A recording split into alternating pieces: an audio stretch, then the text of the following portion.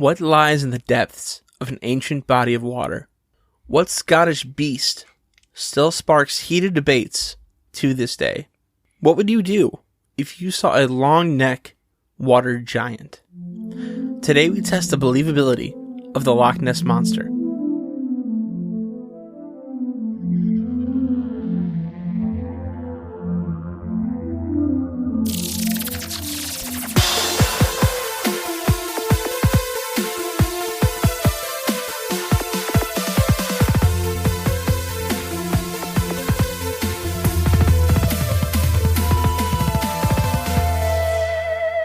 Welcome to Believing the Bizarre, Where we dive into the unknown and the unusual. and tell you whether or not we find it believable. That is right. Thank you so much for joining us on this episode, on this fine Tuesday, summer month. Big time episode, the Scottish Beast. Yeah. I was So when you said, what would you do if you saw it? Well, can I drown this one? Or is it like the Kelpies where they recommend not drowning the horse? I don't think you could drown the Loch Ness Monster. That's true. I think he breathes water. Joke's on me. She Definitely she. She would drown me underwater. Yeah, she might eat your ass. I'd be like one hors d'oeuvre on a platter of hors d'oeuvres. I feel like for her, she's so big. This episode has been voted in by our Patreons. Which That's is right. Cool. Yeah, so on our Patreon, we have a quiz, and I won the quiz, so Charlie had to put this topic or a topic up for debate, and our patrons chose The this Loch one. Ness Monster. It's a big one. Huge one. Yeah. I did not see this coming. I thought this would not win. Well, you gave it a 33% chance when you put it in there. I guess that's true. Yep, you're right. But I was also excited to tackle it, to see how I'd do this. So I've portioned this up into a couple sections. Into a well-balanced podcast. Yeah, it's got its starches, its meats. You can leave me off the meat part. The vegetables. Lots of vegetables. I do want to say really quick, now we're back to recording in real time, and by that I mean this is timely, it's relevant. So I will be getting to the experience I had when I was on vacation, and I was posting about it in our Instagram stories. I will get to that on the back end of this episode, because I don't want to take away from any good Nessiness. Nessiness. All right, that being said, let's dive into the loch. The loch. So, Loch Ness is a large, extremely deep body of water in the Scottish Highlands. But not too deep. No, about the perfect measurements. The perfect depth. 788 feet deep. Or 240 meters for those people that are not Americans. Mm-hmm. They're out there. Yeah, there's a couple. But I did want to point that out. It's the depth is relevant. Because I think that's pretty deep. I don't know how big Lake Erie is. I know it's the shallowest of all the Great Lakes, and I'm just going because we're in Northeast Ohio. I don't know how deep Lake Erie is, and comparing that to like Loch Ness. I don't think it matters though, because it means nothing to me anyways. I'm not good at that type of spatial recognition or depth recognition. Like when you go to Cedar Point and they're like, it's 400 feet in the air at the top thrill. I'm like, it's high. It's high. Sometimes how many heads up is it? It's misty and you can't see it, I guess. Yeah, I guess. I don't know. I have no way of knowing. I know my parents have a pool and it's like 4.5 or 5 feet, and that's pretty good for me. Like I don't have to really worry about drowning unless something bad would have to happen for me to drown in that pool. Mm-hmm. Maybe Nessie feels that way about 700 and maybe that's an interesting idea. Nobody's asked. I can't find her to ask. There are several like rivers and tributaries coming off of the Loch Ness too, including the River Ness. Is there a River Ness Monster? It's just an eel. Well, that's actually, we'll get into that later. Okay. The Loch Ness Monster. Yeah, it's strapped. So Loch Ness is actually, it's kind of long and thin. Like the actual lake is kind of like a knife. Oh. Like it's really long and thin.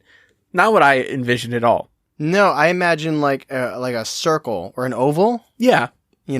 Something like that, but no, it's kind of like a gorge. Which is interesting. Man, let's do an episode on that. Let's just do an episode where we differentiate what a river is, what a gorge is, what a lake is, what a pond is. That sounds really exciting. It sounds riveting, honestly. If there's a way you could tie in history, I think you would jump on it. Oh, man. Believing the bodies of water. They're all believable. No, we could do, is it man-made or was it naturally occurring? And in Loch Ness, there are actually lots of caverns underneath, like the surrounding area. Like tunnels. Yeah, Like kind underwater of like tunnels. Some people think there are tunnels that even connect to the ocean, which is interesting. Like an escape route Yes. or an entrance. And we'll get into how that ties into Nessie. I'm just trying to give you like a layout of the loch before we get into the actual conversation about her.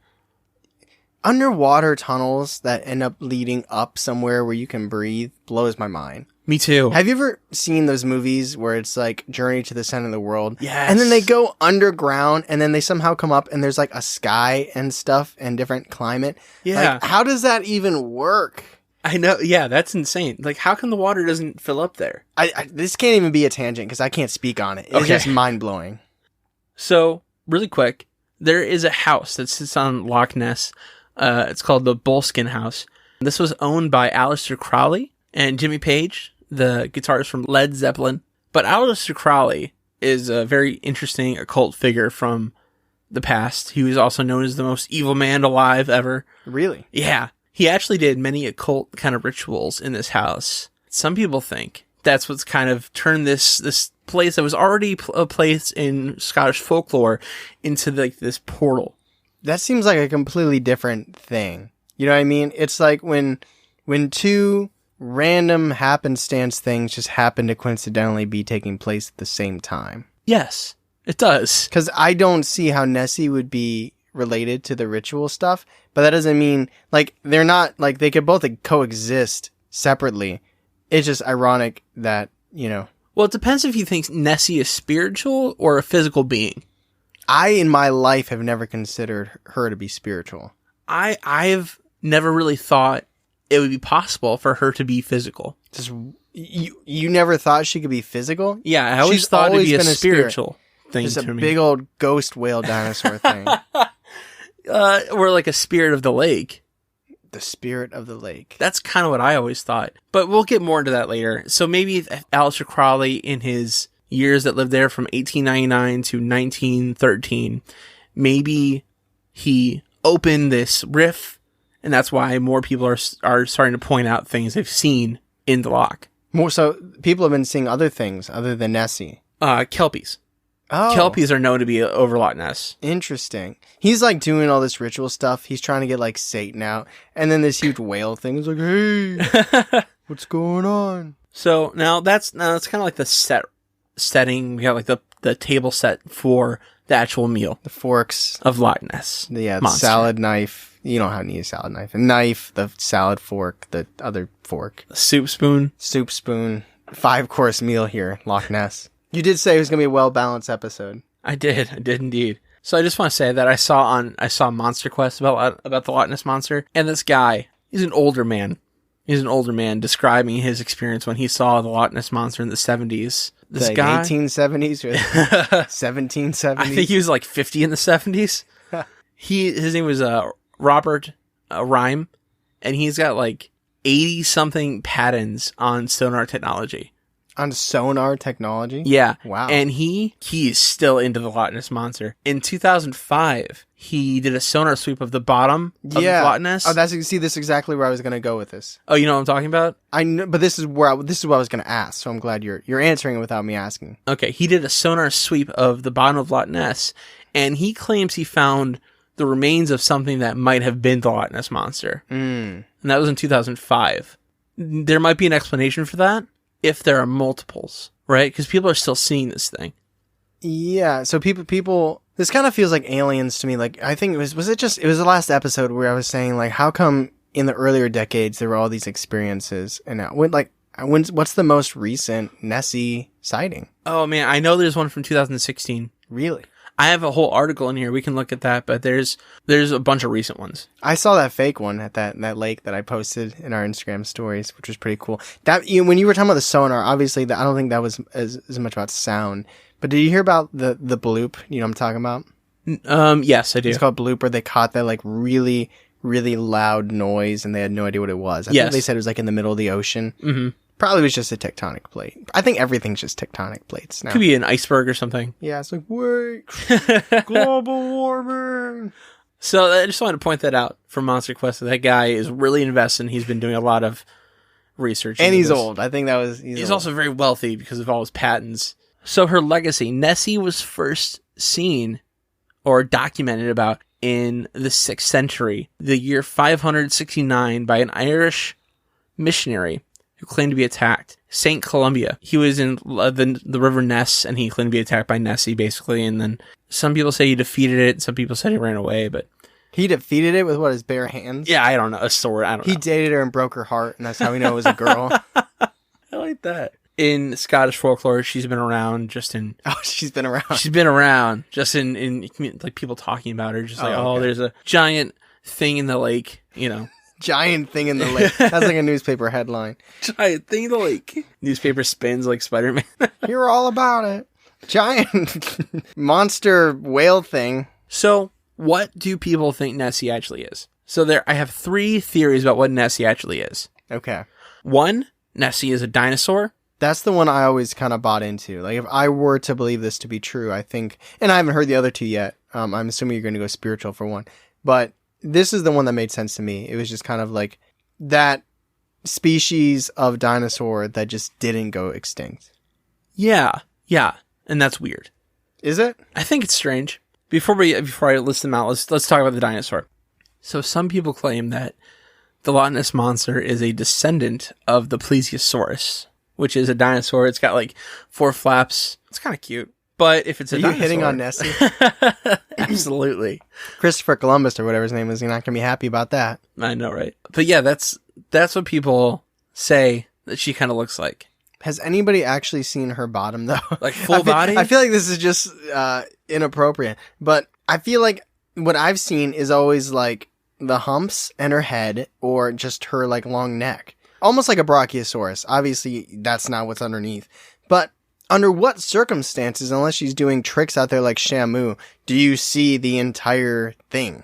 I saw one picture that the water was she was really high up and the water was kind of translucent and you can kind of see a body around it. She was drifting off to sleep, got a little too close to shore. She's like, wait, this is too knife-shaped, like a gorge. Yes, exactly. I'm uncomfortable. So they claim she's a plesiosaurus.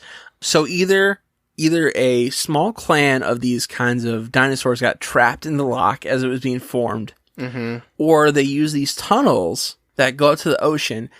And I think that they use Loch Ness as kind of like salmon going to a breeding ground, and they have their calves there. Because there's a picture of a Loch Ness Monster with like a little one, like a little calf. So it could be that there's like a small clan trapped in this loch, or they use these tunnels and go out and they live in the ocean, really, but sometimes they come back and breed. Now, I have a piece of evidence that was found this year in 2021. There was an egg found on another lake, or what they think is an egg found on another lake. By like researchers, or they sent it off to a scientist. Not a researcher didn't find it. Yeah, but they sent it to like a scientist, and he had a great breakfast that day. So I don't know what it was, but this is delicious. It's a lot of protein. I know the well balanced. So, how big was this thing? Did it say? It was like... No, they can't see, man. They can't see. I know. It was like... it looked like you're milking a cow. What were you doing there? I'm just trying to think like hand size. Like a fist? Yeah, it was like a fist size. It was big. No plesiosaurus is having an egg the size of a human fist. You don't think so? That's too tiny. Those things are big. Too tiny. That's unbelievable. Interesting. I was thinking it was like an egg the size of like a Subaru. No, not that big. No. But that kind of leads that idea that there's other monsters seen in other areas of the world, in lakes, and these tunnels are connected to the ocean, right? So it leads to this idea that this loch is not the only place these monsters are being seen and breeding. You know, a not monster could have a fist-sized egg, right? That's true. You get some goose that's hopped up on McDonald's, feeling himself a little bit chunky, leaving a fist-sized egg there. Oh, man. Like a double yolk. Yeah. A lot of diabetes there, a lot of cholesterol. But so what makes them think that egg is of like, I guess I'm not an egg expert, so I don't know. But when they saw this, and for them to take it and send it to a scientist, I wonder what about it made it seem like it was of unknown origin, as they said. So, and it still hasn't hatched. No, they still haven't. It's only in April. What? How long do eggs take? I don't know. They sitting on it? A while? I don't know, man.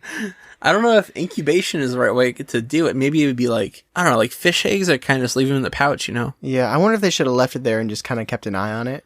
But you know how scientists and researchers be. They're all grabby. Mm-hmm. They are grabby. So now, okay, so I hate to take a couple steps back, but I didn't want to mess up your flow. So when the old man got the sonar on the bottom, yeah, nobody was like, let's investigate. They were like, that's interesting. We'll give you a patent for it. Bye.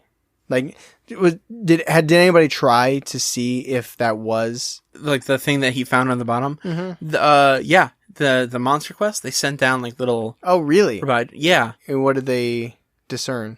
I think it was a tree.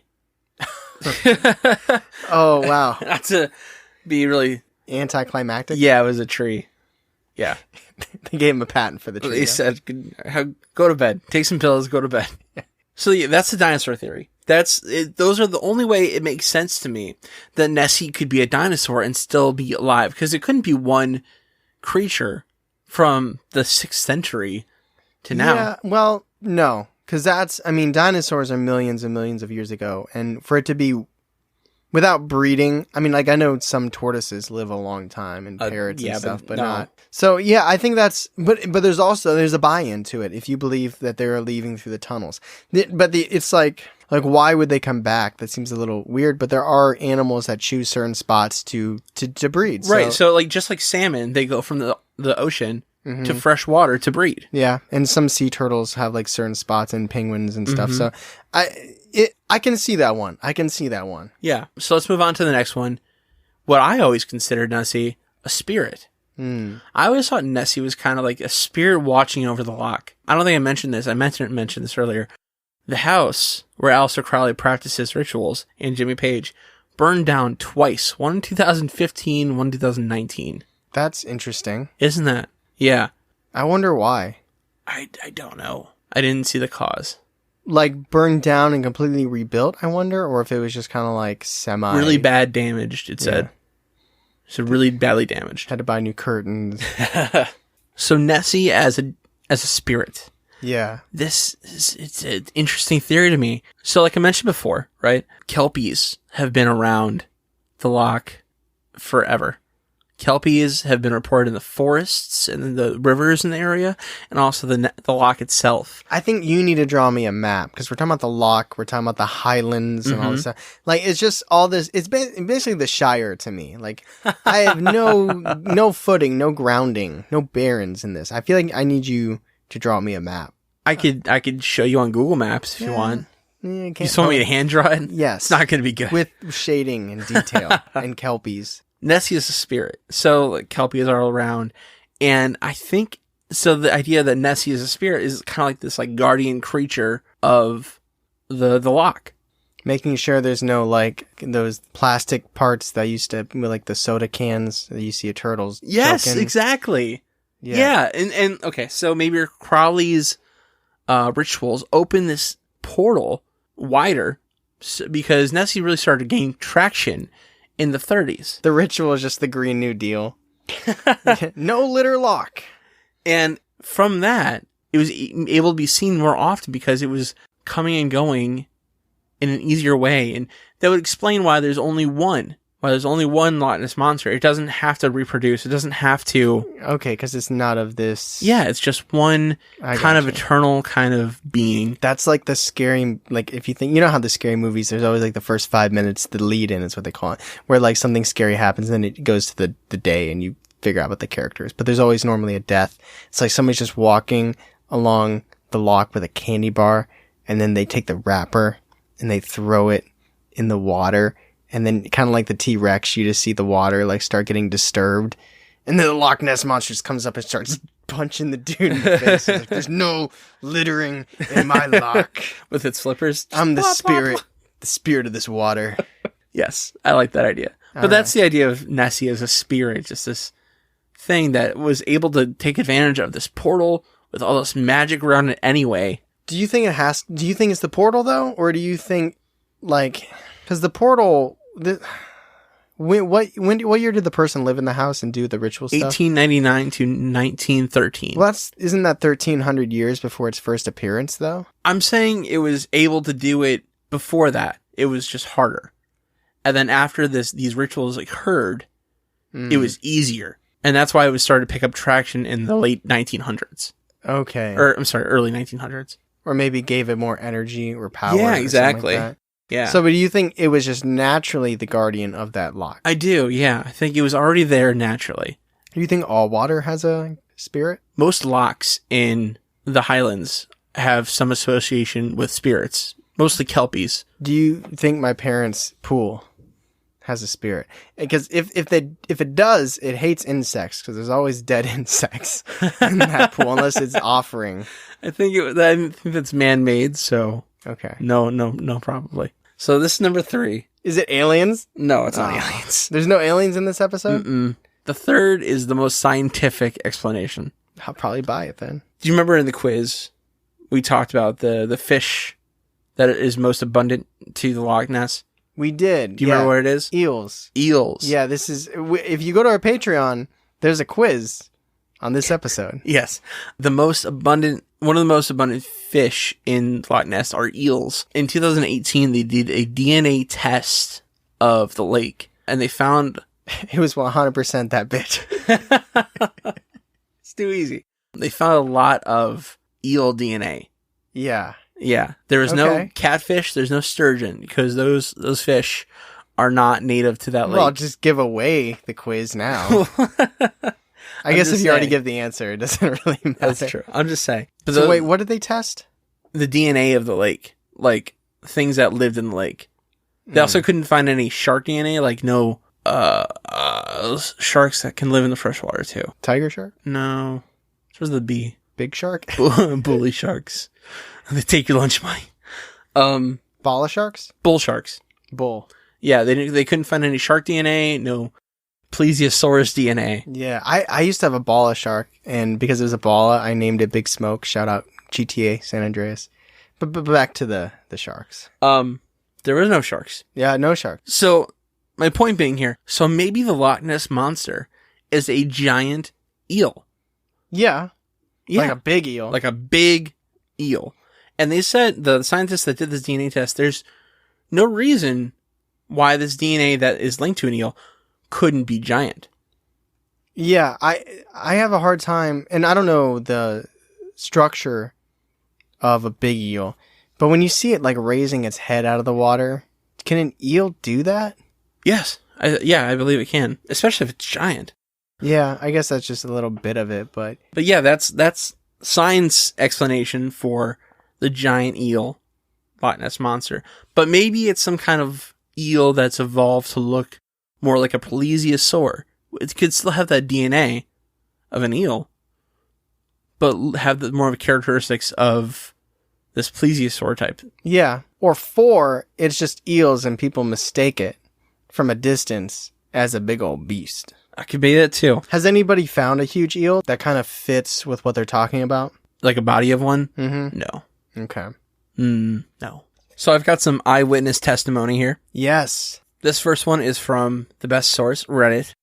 Yes. I was on a boat when I saw it, and the sun was just setting, turning the whole sky pink and orange. I saw it, but Lord knows it didn't see me. It was like an eel with a head of an alligator and the sharpest damn teeth. The whole thing glistened with that nasty slime of a fish. Then just like that, it was gone. And that's it. That's really short. Sounds like something somebody would write in intro to fiction writing class, but like they forgot the assignment and they're in the hall and there's still like 5 minutes left before the class before them ends. They're like, I'm going to throw some fancy, not fancy, but pretty words in there. I'll talk about the sky to really set the scene. Man, that's really, really accurate description of that. I've been there. Oh man, I like that one. Let's move on to, I've got an article from the 500s. No, the Daily Record. And it's like the 8 most recent Loch Ness sightings. Oh, nice. I don't have pictures in the email, but I have pictures. If you want to see them before or after I read them, let me know. Yeah. So this first eyewitness is 58-year-old Ian Brimman, and he was driving the Highlands and he was searching for a red deer in 2016. What was he going to do to that red deer? He was going to take a picture of it. Okay. Has he heard of Google? we could have helped him out. We could have sent him one. But instead of finding a red deer to take a picture of, he found what he claims to be the Loch Ness Monster. Kind of cooler. A little bit cooler. Oh, yeah, for sure. There's like a deer posing. So I'm over here. Yeah, but he's like, no, I got the Loch Ness Monster. Yes. So I'm not going to do an insulting Scottish accent because I can't do it. I'm not. That's one of the ones I can't. No. So he said, this is the first time I've ever seen Nessie in the loch. I would be amazing if I was the first one to find her. I'm normally a bit of a skeptic when it comes to Nessie. I think it's just something for the tourist. But I'm starting to think that there's something out there. They said I would be amazing? Yeah. I'd be fantastic if I was the first one. I'd be so dope. A tour guide and an author, Ricky D. Phillips, saw and took a picture of what he described as a mysterious creature with a neck of 4 feet and a head the size of a rugby ball. He was like, see, with a name like Ricky, this sounds like he's got a southern accent. Ricky D. Yeah, it's like, it has a long neck, like 4 feet, and then like a rugby ball on top. Yeah, he's like, it definitely got a rugby ball. Yeah. Okay. He said, I looked up from my phone and saw a long, straight neck, all completely gray, and a narrow face, which was only about 20 feet away, and as I turned, it disappeared. I looked down, and I realized that it was in my picture, so I zoomed in, and there it was. Actually, it looks like a giant bird or a peacock in the face, with high ridges above its eyes, with almost like a beak. And that's how he's describing the face. What kind of rugby balls are they using? A narrow rugby ball with high cheekbones? Is it a model rugby ball? Yeah, it's a model. It takes pictures. You know why I find this believable? Because dude was on his phone. He was on his phone and they looked up and he saw. That's so believable. Was he also driving? So you just showed me the photo from the last one because I was going to ask. Yeah. You showed me it. Mm-hmm. Because I was like, wait a minute. So he thinks he sees this thing and then it's in his phone, his camera. I'm like, did he not press the button? It's grainy, but I will say, dude, look at it really quick on your phone. Mm-hmm. It has a shadow. Yeah. So this thing, whatever it is protruding from the water. Like, that's not a log. Like, if you look at the shadow underneath the head, or what he's presuming to be the head, the way that the shadow comes off of it shows that this thing is sticking up and looking in that direction out of the water. So, while it might not be true, I will say that is at least some evidence to support that idea, or that photo. And this last eyewitness, this is probably my favorite picture. This is this one. David Elder believes that he got Nessie in 2013. So Elder from East Kilderbridge said, out of the corner of my eye, I caught sight of a black area of the water about 15 feet long, which developed into kind of a bow wave. Water was definitely going over something solid, making it a wave. See, this one I think could be more perspective. Like, one could just be a wave in the shadow of a wave, and the other one could be like a log or something. I can see what it's supposed to be. Yeah. But I think that one's a lot more flat. I like that one, though. I like that one a lot. So those are the eyewitnesses' accounts. Like, they're still happening. Yeah. Which is interesting. Because they haven't stopped them in 2005, or Bob Ryan thought that Nessie died. The sonar guy. But just a tree, Bob. Yeah, right. But let's talk about the surgeon's photo. So the most famous evidence is the surgeon photo. It was taken in 1934 by a well-respected genealogist on vacation from London, a man named Robert Wilson. However, some claim this is not the whole story. In 1933, the Daily Mail, the newspaper in London, was trying to get someone to get a picture of the Loch Ness Monster. They hired this guy, Marmaduke Wetherall. Yeah. Marmaduke Wetherall, who used to be a big game hunter, to get a picture of the Loch Ness Monster. He went up to the loch and he looked for about a month or so.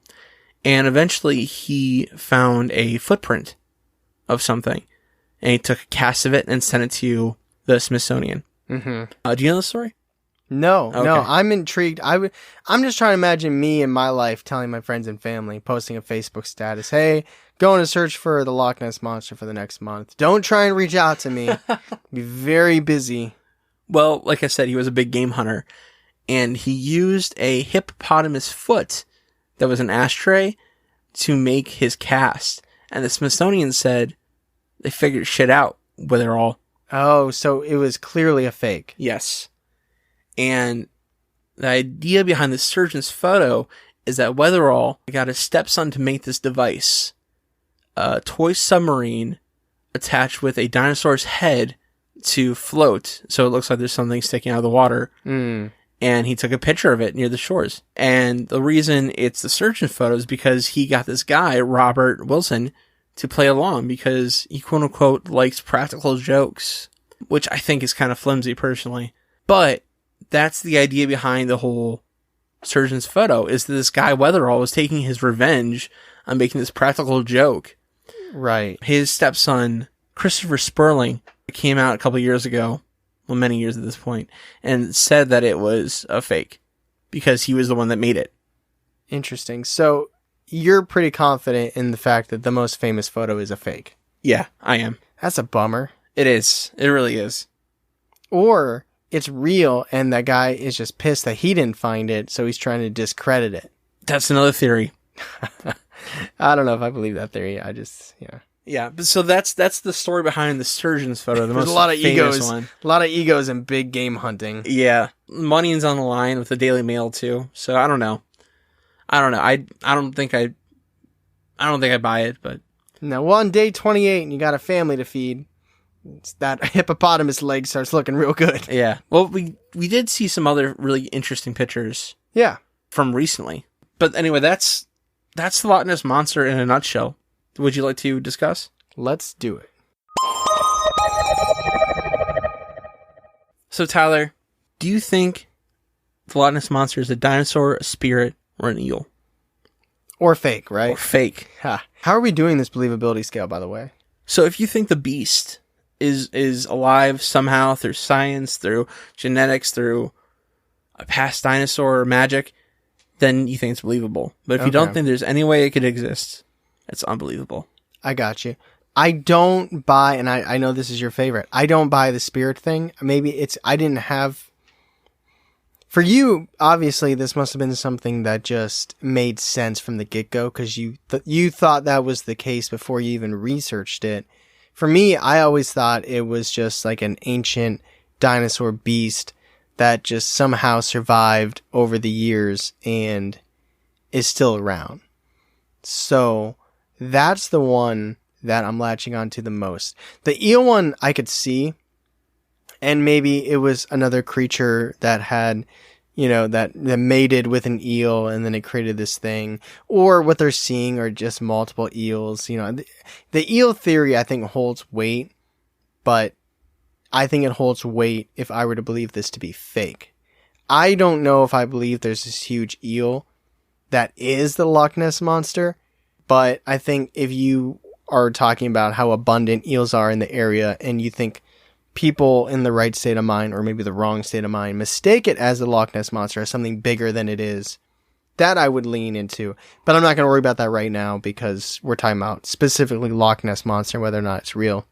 So for me, that leaves the dinosaur theory, and I like this one. I don't know how it survived so long, unless, like you were saying with the tunnels, it was mating, it leaves, it goes out in the ocean, it does this thing. I mean, the ocean is huge. Yeah.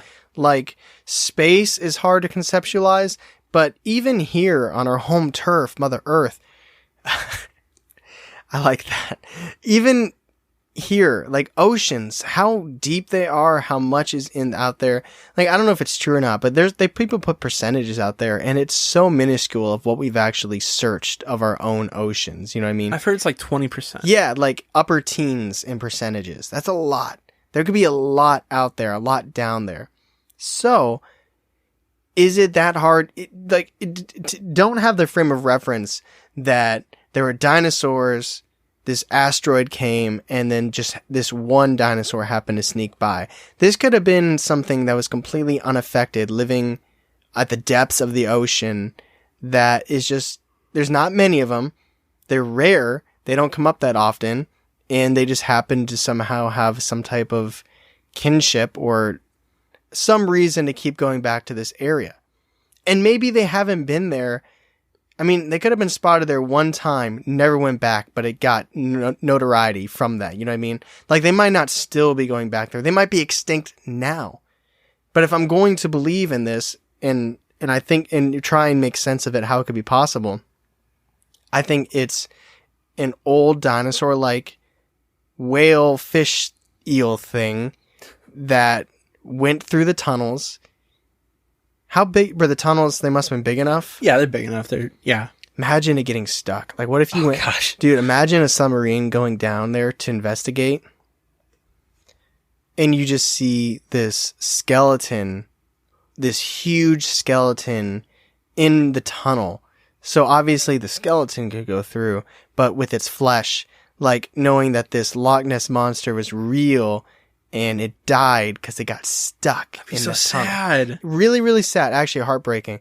But also just like kind of like a mind-blowing discovery. Yeah, for sure. It's so sad. Before I give my rating, so obviously I think you lean spirit, but you also did more research. You're well versed in the Loch Ness rhymes. So lay it down on me. What are you thinking? I actually, from the research, I think if anything, it's what you just described. I think if anything, it's the dinosaur thing. I think that's the most logical explanation to what it could be. Mm-hmm. But I want to hear what you say. You want to wait? So you're gonna throw out a ditto? Yeah, pretty much. Yeah, like I swayed myself from the spiritual. Yeah, I'm gonna give it a viable. I don't think if I thought it was still alive, still right now, more evidence, I would go believable. I believe that it could have been. I believe that this ancient dinosaur-like creature could have found its way into Loch Ness and been spotted. I don't know if it's still around, but there's so much that hasn't been explored in the oceans that I don't think I could go. I'm somewhere between skeptical and viable. Let me put it that way. I'm not unbelievable. I'm not there at believable. But I'm going to stay positive about it. I'm going to give it some credibility because it's a physical thing. It's, I'm going to say viable. Yeah, I'll leave it at that for now. Okay. I'd like to see more consistency in actual evidence. I think you could find, if it was like a birthing ground, you could find remnants of that, remnants of like shells and eggs or whatever. Or even if there were multiple of them, you could find more remains. So I think with that, I'm going to go with skeptical.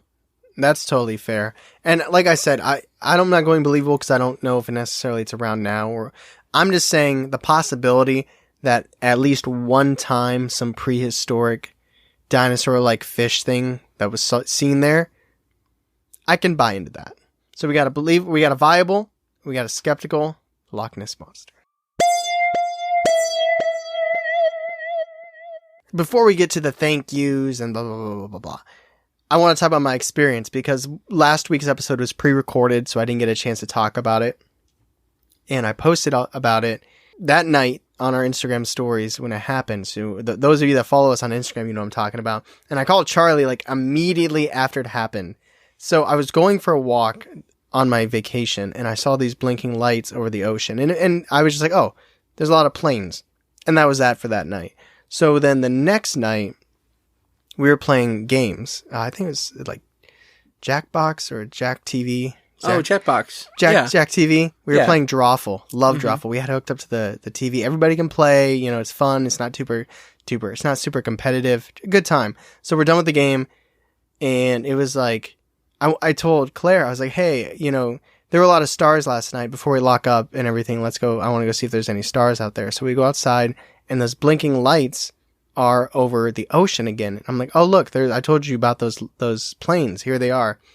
And the first thing is we noticed that the path of the blinking lights was strange. They like stopped going the same direction. Like you'd follow a blinking light across the sky and it'd be going from left to right.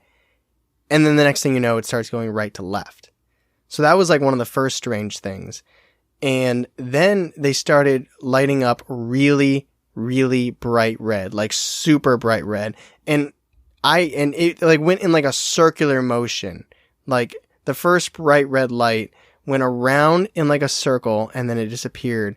And then like 2 inches in the sky. Like from my perspective, 2 inches. I don't know how far in real life.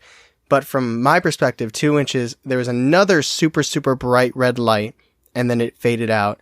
And then another 2 inches away, there's a super bright red light that then separated into 3 singular red lights.